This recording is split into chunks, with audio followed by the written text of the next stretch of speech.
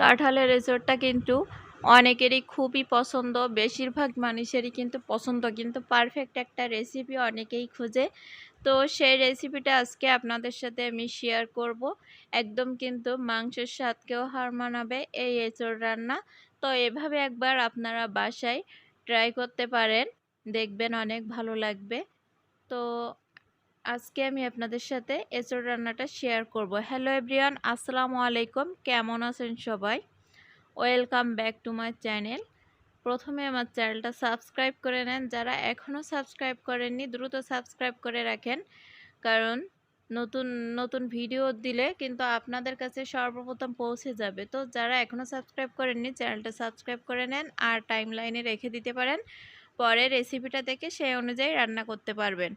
আর বেশি বেশি করে একটু শেয়ার করে দেন, যাতে অন্যরাও দেখে উপকৃত হয়। তো এই যে দেখেন, একদম মাংসের মতোই কিন্তু দেখা যাচ্ছে ইঁচড়টা।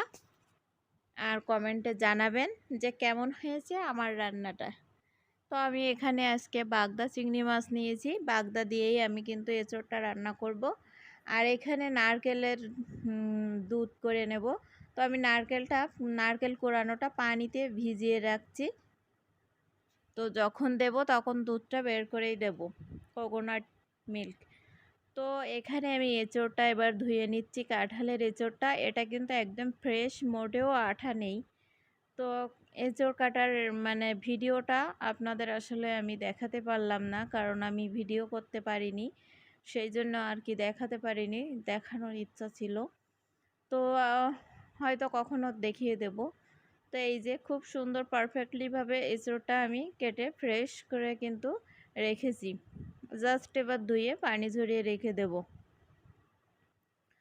তো এখানে আমি একটা প্যান নিয়ে নিলাম, আর প্যানে কিন্তু তেল দিয়ে দিলাম একটু বেশি পরিমাণ। আপনারা মানে 1 কাপ পরিমাণ তেল দিয়ে দিলাম। আমি একটা কাঁঠালের থেকে কিন্তু আজকে হাফ কাঁঠাল রান্না করব এঁচোড়। তো এখানে আমি দারচিনি, এলাচ আর তেজপাতা দিয়ে দিলাম, আর দিয়ে দিলাম লবণ দিয়ে দিলাম। শুরুতেই আমি লবণটা দিয়ে দেই। আর দিয়ে দিলাম এখানে আমি হাফ কাপ পরিমাণ পেঁয়াজ কুচি। তো তারপরে পেঁয়াজটা একটু ভাজা হয়ে আসলে আমি এখানে আদা বাটা, রসুন বাটা দিয়ে দেব। তো আমি এখানে 4 চামচ রসুন বাটা দিয়ে দিলাম, আর 3 চামচ আদা বাটা দিয়ে দিলাম।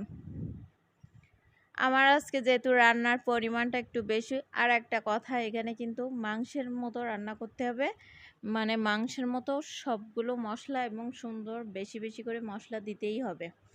তো তারপরে এখানে দিয়ে দিলাম হলুদ, দিয়ে দিলাম পরিমাণ মতো, আর ঝালের গুঁড়া দিয়ে দিলাম। ঝালটা আপনাদের ইচ্ছা মতো দেবেন, আর লবণ ঝাল দুটাই, কারণ সবাই তো আর একরকম লবণ ঝাল খায় না, তো আমি একটু বেশি করেই দিয়েছি। আর এখানে দিয়ে দিলাম জিরা গুঁড়া, ধনিয়া গুঁড়া, আর দিয়ে দিলাম গরম মশলা গুঁড়া। আমার হোমমেড সবগুলাই তৈরি করা মশলাগুলো, তো আমি সে মশলাগুলো এখানে ইউজ করেছি।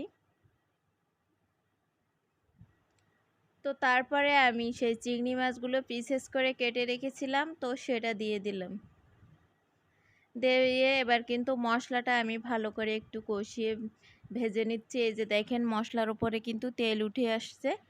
তো তারপরে এবার আমার মশলাটা হয়ে আসলে আমি এবার এঁচোড়গুলো দিয়ে দিলাম, আর এখানে আমি কিছু কাঁচামরিচ দিয়ে দিলাম কেটে। তো এরপরে ভালো করে নেড়ে চেড়ে কিন্তু আমি এটা ঢাকনা দিয়ে ঢেকে দেব। তো আমি মশলার সাথে এঁচোড়টা কিন্তু ভালোভাবে একটু মিশিয়ে নিচ্ছি।